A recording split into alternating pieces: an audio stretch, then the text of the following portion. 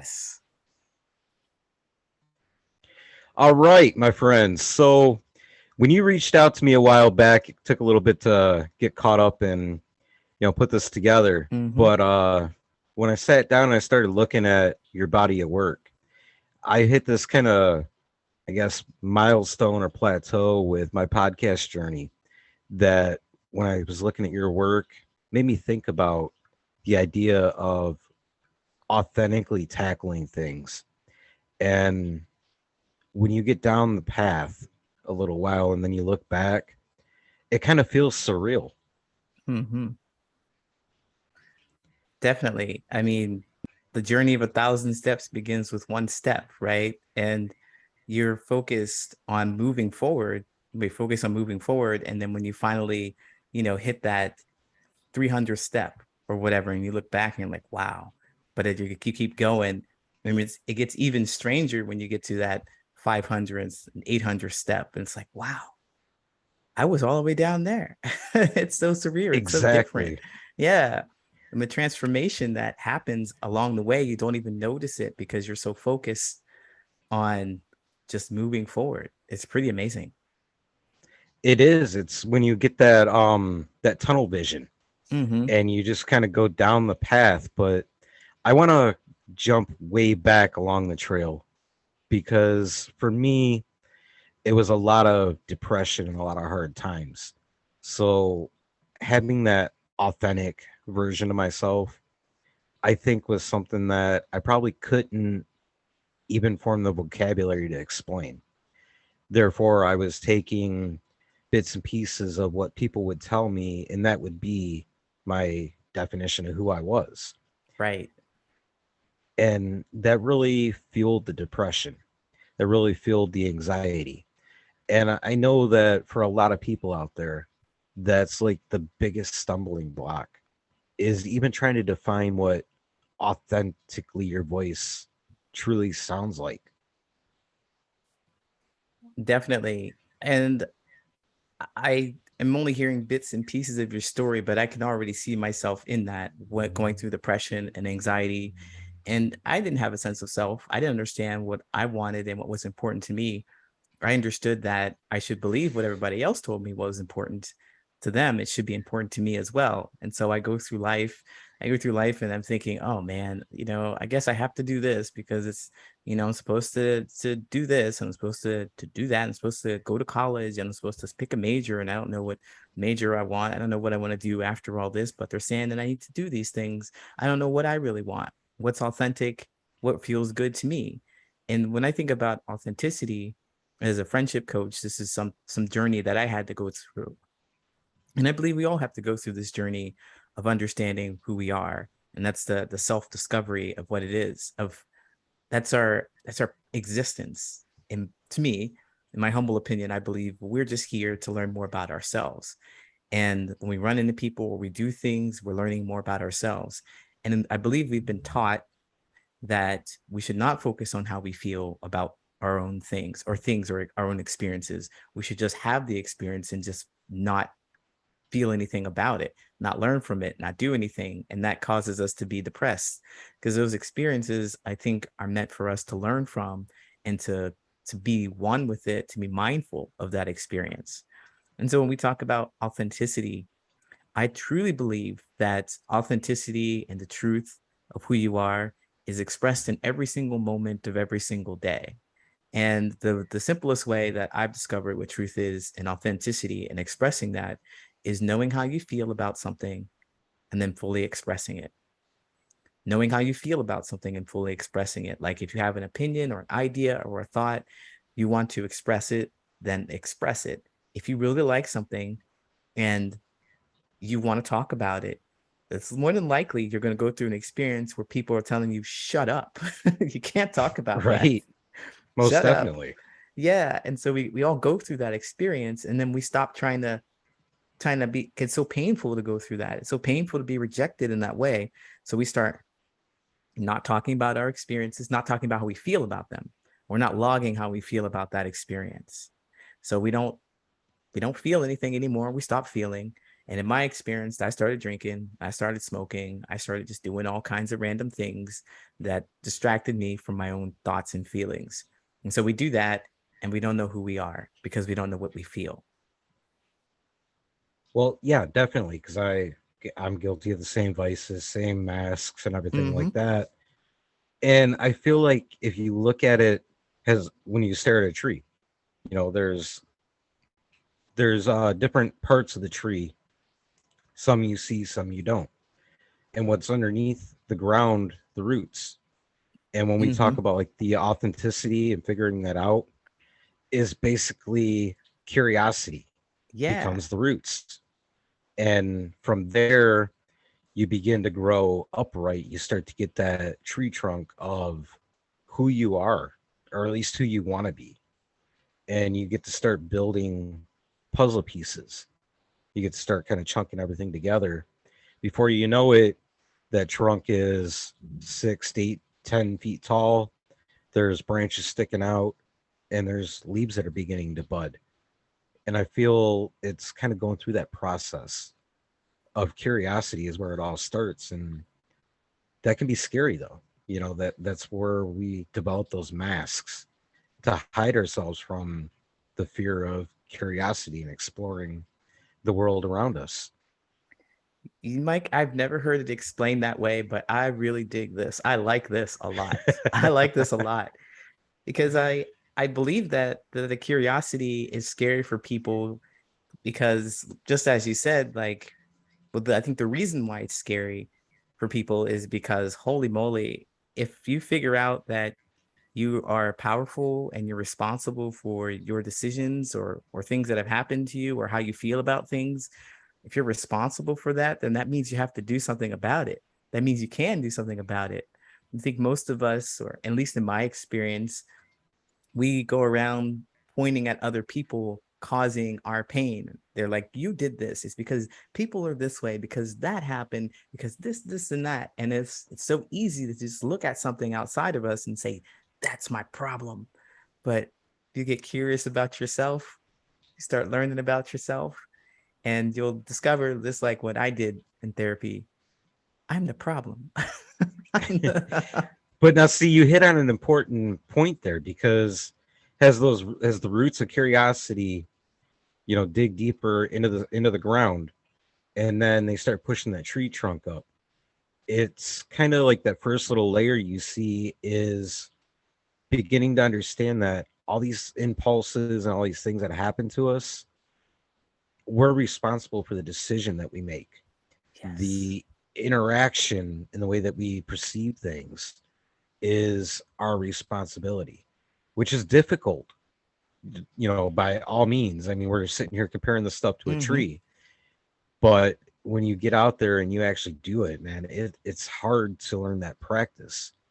I know for me, getting to that place, I referred a lot to a lot of verses in Marcus Aurelius's Meditations.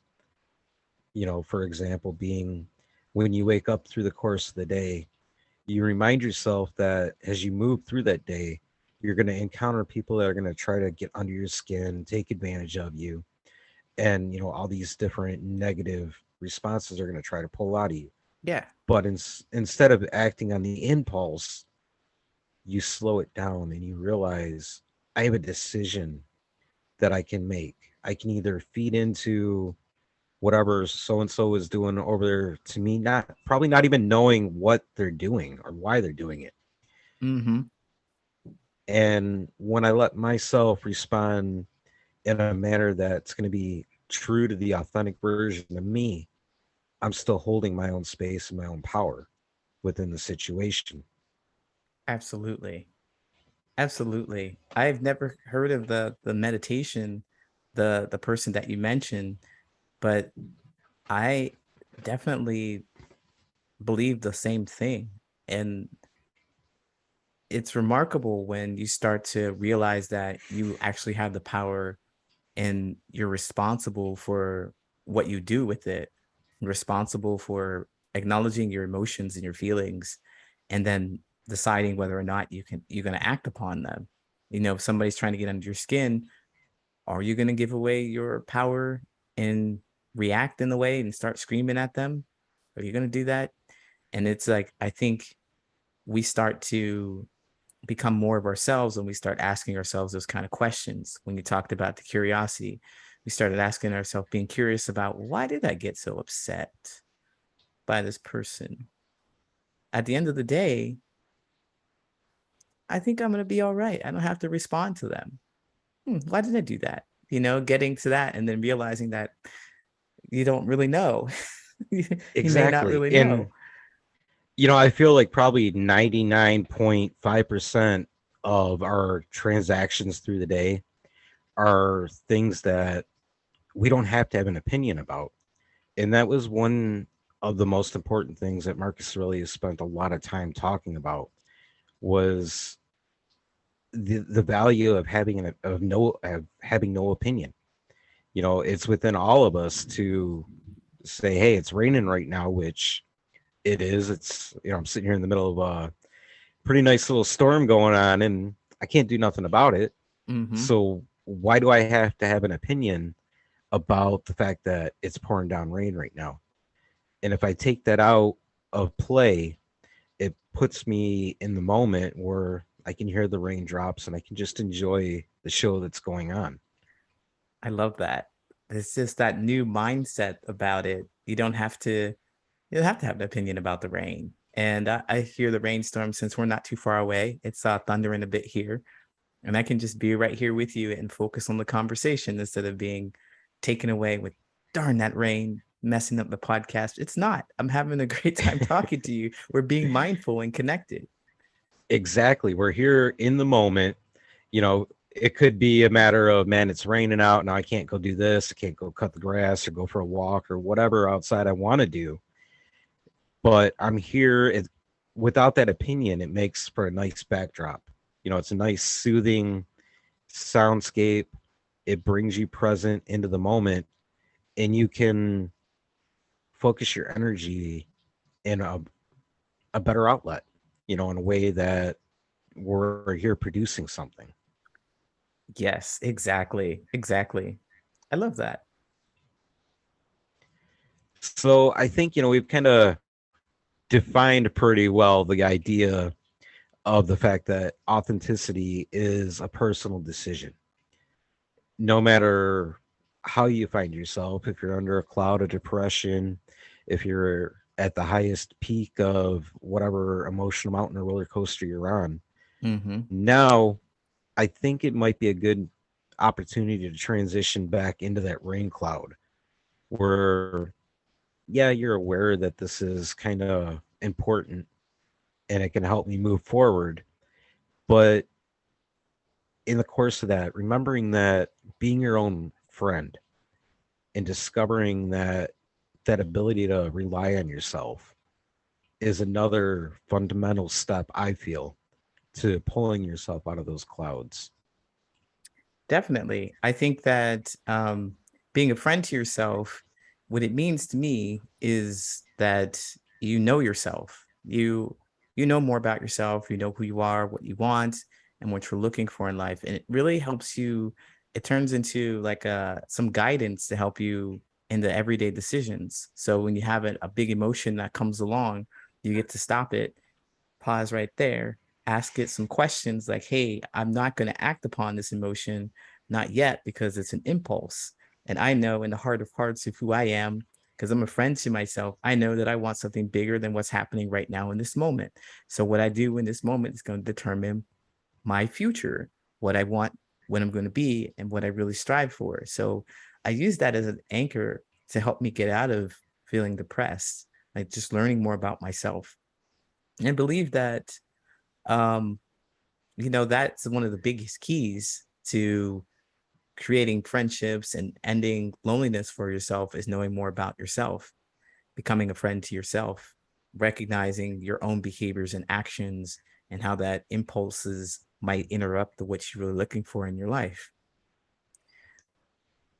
Now, see, I love that response, and I'm listening to you, and I'm thinking about it, going, when I tie things into my outdoor activities, a lot of that is about going out and seeking the isolation Hmm. aspect. the solitude, Yeah. where really you get to develop that friendship.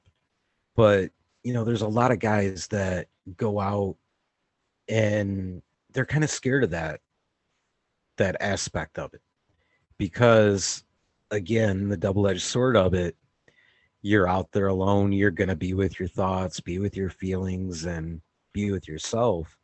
That can be difficult sometimes. I know for me, years ago, that's exactly what it was. I'd say to myself, I'm going out, I'm going to chase this adventure, this thrill, whatever activity I'm doing, and really shut off the concept of sitting with myself, that Mm. that self-awareness. So it wasn't as fulfilling. And I know a lot of us do that, kind of like autopilot, nose to the grindstone mentality, no matter what activity we're doing. Yep. And it's necessary. It's necessary to do those things to find some fulfillment or joy or spend some time to by yourself. And I think you hit the nail right on the head to separate what the difference is, being mindful about the activities that you're doing. And that's what really causes us to feel like we're alone because we're not spending a time alone, which is sounds counterintuitive. It definitely sounds counterintuitive, but if you don't know who you are, because you're not spending the time alone and being mindful about those experiences that you're having, you're not going to be able to connect with another person. What I understand in my own adventure, my own journey, is that there are three things that it's of the human uh, condition, or I don't know what to call it, the human activity. I'll say human activity. So we create, we consume, and we connect. And if you're doing a bunch of creating, you're creating something because your nose is ground to the stone. You're just going and going and going. You're making something, or you're consuming, you're making dishes, you're eating food, you're making art, you're doing something, you're creating and consuming. You're just constantly flipping back and forth in between those two. You're going to find yourself lost and feeling alone because you're missing the connection. You don't know how to connect to yourself, and the connection to yourself is the feeling about what you do when you consume and what you create. How do I feel when I consume this thing? TV, artwork, food. How do I feel about this? How do I feel when I create something? How do I feel in those moments? When you go out there alone in the woods, how do you feel about what you're doing in that moment? If you don't know, then that might be a problem. Because if you don't know, you're not able to connect with someone. And from what I understand, you cannot connect with someone if you don't know how you feel. Every single connection that we make with another person is not in the shared experience. It's not. You go out in your hunting buddy with or your hunting trips with your buddies. You go out there and you hang out in the woods, or you go on fishing trips or whatever you're doing. You go out there and you have a good time drinking beer, talking to each other, but you're not talking about anything that is really connecting because you don't have the feeling. You can't describe the feeling of the experience. So, just for simplicity's sake, I'll say you and your buddies, you go out and you debrief, you talk about it the next day, you talk about, how the experience was on the lake, talk about it. It was cool. Yeah, it was cool. It was cool. And the other person's like, yeah, it was so much fun. I really had a great time because of XYZ. This was great. We call these fish and blah, blah, blah. And you are just like, well, it was all right. It was cool. We had a good time. Can't talk about how you feel about the thing. Can't share, point out any specific instances. It's like your life is on autopilot. And so this person is trying to connect to you, trying to tell you about how they feel about this event, cannot. And you also cannot because you don't know how. You don't know what you were feeling to connect with them. It's not the shared experience, but it is the feeling about the experience that keeps us connected. And I'll give just one more quick example. Let's say we go to a movie together. I like psycho thrillers and you don't like psycho thrillers. We go to the movie together and you go just because you don't want to be alone. We leave the theater. I'm pumped again about the movie. I'm like, this is the best movie I've ever seen. It was so great. And these are all the things I like about the movie. And you are just like, it was all right, you know, I guess. Or maybe you don't like it. So we had the same experience. We spent the same amount of money and time and effort there, but we're not connected. and you feel lonely. And I'm going to go find somebody else who understands more about themselves so I can be connected. Now, see, you bring up an interesting point in those examples. The concept, because I feel there's a major difference between alone and loneliness. Mm, Well, aloneness, because, a lot of people out there, has my experience, are kind of just chasing and, grabbing to fill that loneliness that they feel. hmm And then you've got the handful that I don't know so much about embracing because, living as, a life, there's moments that it's difficult to be alone anyway. But you learn to not so much accept it, but enjoy it. hmm And I feel like that comes a lot out of that concept of being your own best friend, which a lot of people seem to really lack in nowadays culture. Is It's that concept of just grab and go Yeah, instead of let me intentionally do everything. And I feel like the intentional concept is like the biggest theme that we're walking away out of this with. That it's where it all begins, really. That curiosity, that intention, being mindfully present for things that you do. absolutely. Absolutely. You have to, I think that intentional is the big one that we just haven't spoken because that it is right there. It is right there. Be intentional about the experiences and feeling the feelings that you have. I think that's the most important thing. We've got mindfulness that come up, but feeling that feeling and knowing why you feel that feeling leads to the curiosity, the intentionality. I mean, like if you know how you want to feel, you can be intentional about recreating that feeling. So I think that is just so super important to understand about ourselves and what we're looking for. In the rat race of run, run, run, go, go, go, it it's a big distraction from allowing us to take a moment to look at ourselves. And the way our society is, it's all kinds of blue lights and screens and things and notifications to grab your attention. And and even if you're not able to, even if you're not around that, even if you have a space away from that, you don't know what to do with it. You don't know what to do with the space and how to be intentional about feeling your own feelings. It gets scary when you sit by yourself. And you alluded to it a little bit about the shadow work, essentially the work that you do when you feel anger or some feeling come on that you don't like, that you don't want to deal with. That's shadow work. And the beauty of it, and you said acceptance, but, and I think you also mentioned what it feels like you mentioned there's value there. And there is value there to be able to understand what's making you so mad, what's making you so sad, digging into that. And the fact that we can notice those feelings, we can express gratitude for noticing that we're sad, for noticing that we're angry. And the reason why we would want to express gratitude for those things is because if we didn't know what sad was, frustration, we wouldn't know what joy felt like. There would be just one feeling, it'd be flat. So, those people who are angry all the time, when you understand what's causing the anger, you get a moment to express that, to talk about it, and it'll go away. And then you can also feel some joy. It's There's value to looking at what's causing that there. There's value to feeling that. There's value to feeling your sadness. There's value to feeling fear. There's always value there.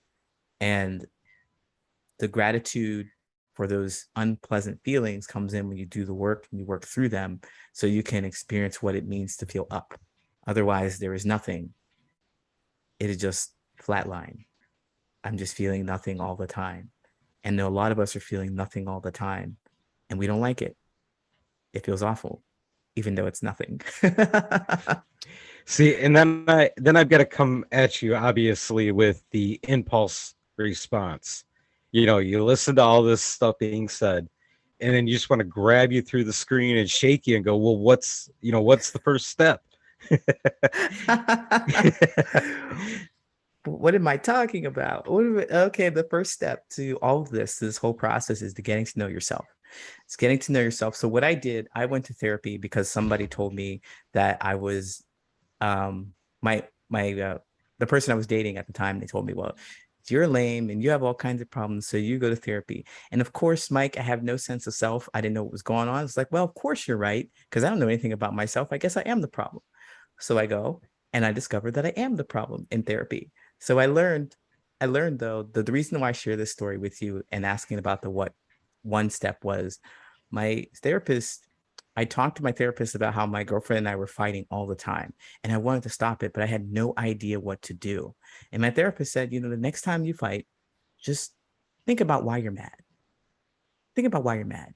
And I'm like, oh, all right, all right, I'll do that. I'll do that. So I remember getting to this fight when I woke up for, that's what I'm seriously, I woke up to this fight I remember we were arguing about something. And I remembered what my therapist said. Try to remember why you're mad. It derailed the entire fight for me in my head because we were arguing and she was saying mean things to me and I was saying mean things back. And then I was like, why am I mad? Here we are fighting again. I know I don't want to do this. Why am I mad? And then I couldn't think of things to say to her because all I could think of was, why was I mad? And then the other thing the therapist said was to do something different. So normally I would just yell back at her, try and say something terrible. She'll say something mean and we escalate to, but you know what? This time, Mike, I just left. I've never done that in the middle of a fight before, but I just left. And it didn't solve all the problems, but it was a completely different thing. It was an awareness of how I was feeling at that time. And so I could start asking myself those questions. Why am I mad? And why am I doing this? What is important to me about this? Because I wanted us to stop fighting. That was the goal. That was the thing that I learned in therapy, is that I wanted to stop fighting. I wanted to have a cohesive relationship like I saw on the TV, like I see couples on TV. I wanted to have a relationship like that. And so I realized that I was the one who had some power to do so. I can only control myself. And I realized that, oh, I can do something different.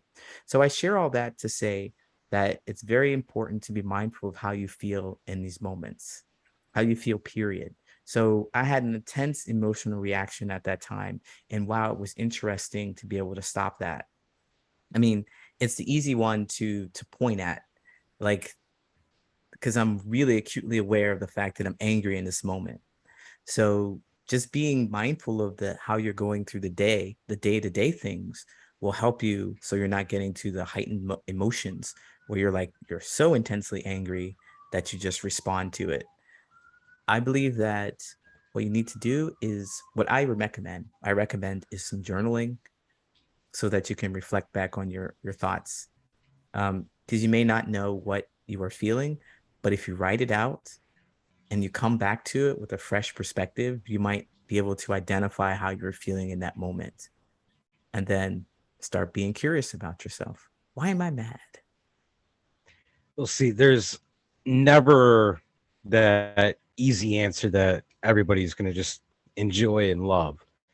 But, the story and the connection to it all boils down to it's that impulse and that Mm-hmm. perception and developing those things. If you want a different outcome, then you have to facilitate it. You're responsible for whatever the outcome is that you actually want things to be.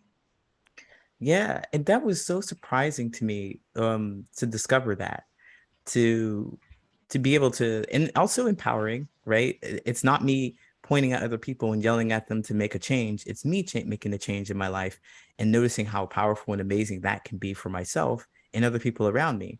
Because, like in the case of my girlfriend and I arguing, if I change my behavior, they have to change. So if I'm walking out, I'm leaving, I'm gone, who are they yelling at? They're not yelling at me. They have to do something to change their behavior. So I started doing subtle things to change, and they have to change. That's just the way it goes. If you're locked in a dance, if you make something a different move, then they're gonna move differently.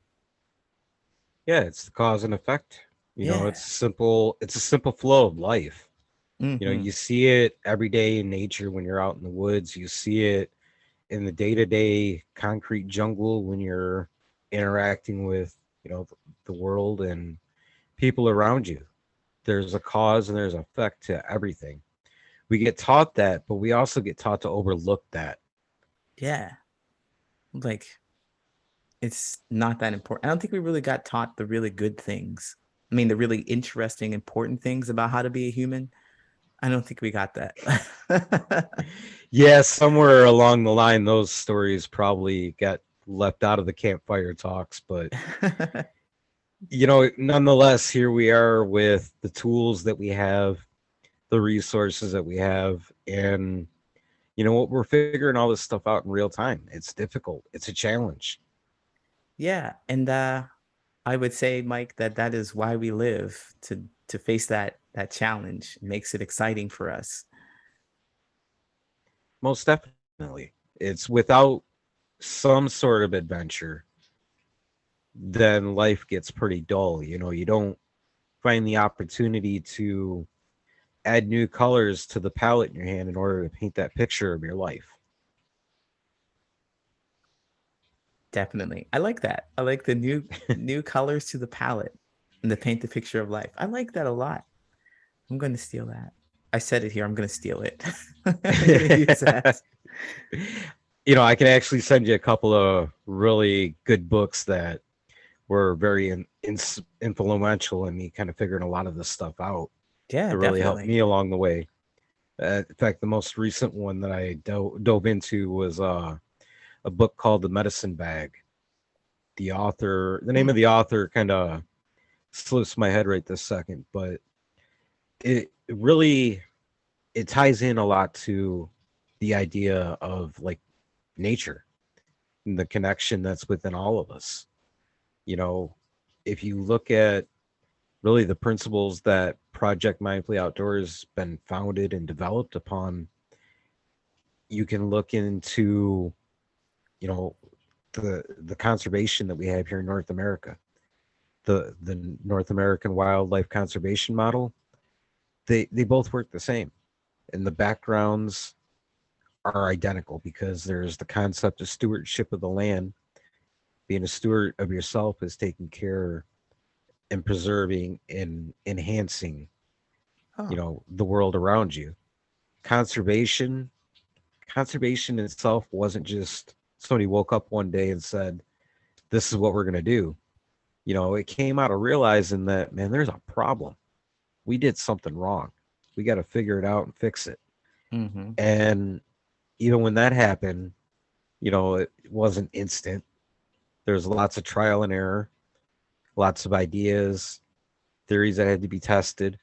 We do the same thing in life every single day. So that connection and being able to bring the two worlds together is safe. It really makes sense because when you step out into nature, when you go out in the wilderness, man, in reality, it's safe, it's relaxing, it's freeing, and you can really hone all these different skill sets. You can bring that authenticity out. You can bring that resilience out. You can find that friend that lays inside of you. And then when you step back into the everyday world, you're that much stronger for it. Building these friendships and these connections is that much easier. I like that a whole lot. I'm over here smiling pretty big because I hear you say that, and I'm taking it to like a back to 1999, The Matrix. And I know Yes. a lot of people talk about leaving the Matrix and returning to the Matrix, and I think that what I hear you talking about is describing leaving the Matrix and returning to it. Like everyday society is a matrix of run, run, go, go. Don't think about yourself. Do this, do that. Be somebody we tell you to be. But when you step out and you're mindful and you go to nature, and you can see that you get a different point of view. Like, well, all right, now I've got the space to look at the world and see that there needs conservation. I also need that for myself, that kind of thing. I think that's pretty awesome. Yeah, I mean, in reality, it does kind of really, the comparison really works because when you get out to a certain point, you lose your cell phone service. So Mm-hmm. you have to disconnect. That's true. And I, then it, And then when you get back to the truck and you got service again, you're like, oh yeah, I got all these emails and all this junk I got to catch up on. But you know what though? It's fun. It's about the adventure, and life is an adventure. It's something that we have to all learn to celebrate in our own way. And when you do that, I believe that you're really honoring Mother Nature, and therefore you're really honoring your soul, your individuality. Right. Because we're all connected. Like you said, we're nature, humans, nature, we're all connected on this planet. I think we're all interdependent and we have a this one life force that goes through us all. That's my opinion, or that's my belief anyway. You know, there's a subcontext to a old Lakota story that comes to mind. It's basically the story of rebirth. And what it boils down to cut it real short, is the concept that after this great flood, there's one woman left out of her tribe, out of the whole world. And she's feeling very down, just ready to die. And without that connection, without that tribe, it's pretty pointless. And an eagle flies by, lands, and reminds her ultimately that without you here, that space that as humans we occupy will be very bleak, very empty, and you know just a big void. You're kind of needed here, and I feel that goes for each and every human, Mm-hmm. is the fact that we are all needed here. We all need that connection. Without it, yeah, it's very, very bland, very dark, and there feels like there's no point in going on. But we miss sight of that a lot. Mm-hmm. We get close our eyes, we get caught up in autopilot, and it's just all about the results. And when you stop and you kind of hit the brakes and you go, man, I miss that connection with somebody. Mm-hmm. You flat out forgot how to do it. Absolutely. And we need that. And like I think you were saying this too. Well, what I heard is something like we need to be our authentic selves because we're here for something. We're here to do something, and it's not just to be on autopilot. Like we need to see like you as a friend to yourself who's um being who you want to be, aligned with yourself out there because the world is a bleaker place without you doing that. You're absolutely right. That I feel is like really that kind of subcontext, like picture of that story, because ultimately the eagle decides to give up the ability to soar through the sky and become a human in order to help her repopulate the world. Oh, And wow. that is actually a reason why the eagle is such an important symbolism in Native American culture, is it has something to do with the concept of rebirth.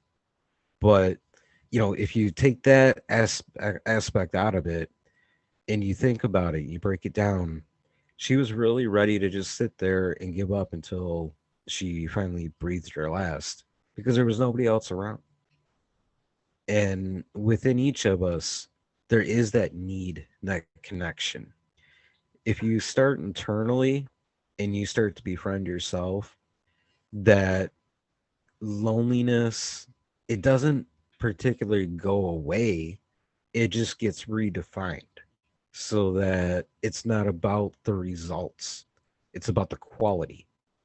Because you're comfortable with your authentic, you're authentically comfortable with yourself. Mm-hmm.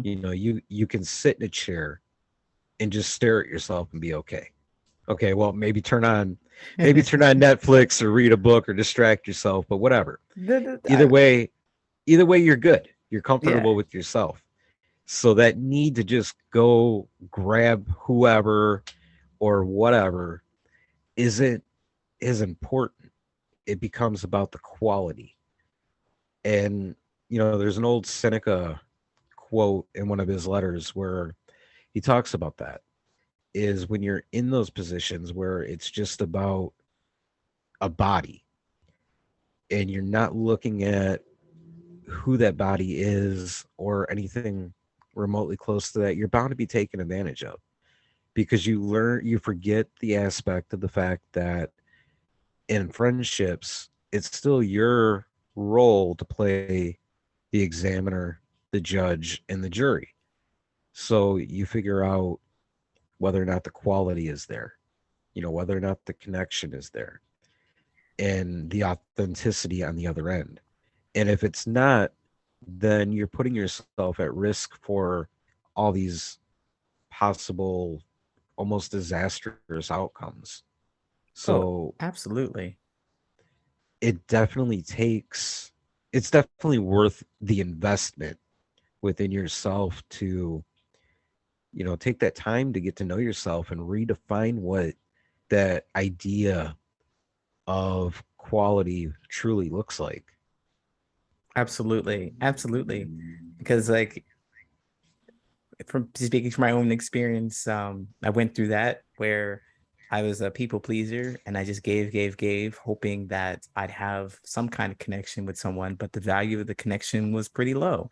It was only based on what I could do for another person. And I didn't like that about myself. And sure enough, they didn't really know me or respect me because they didn't even know me. I didn't even know me. Exactly. I didn't even know me. So it's worth it to do that because you'll end up in a situation where maybe you'll spend a lot of money on something you don't need or spend a lot of money and give money to people who just want money from you. Like Most definitely. I'm definitely saying that happened to me.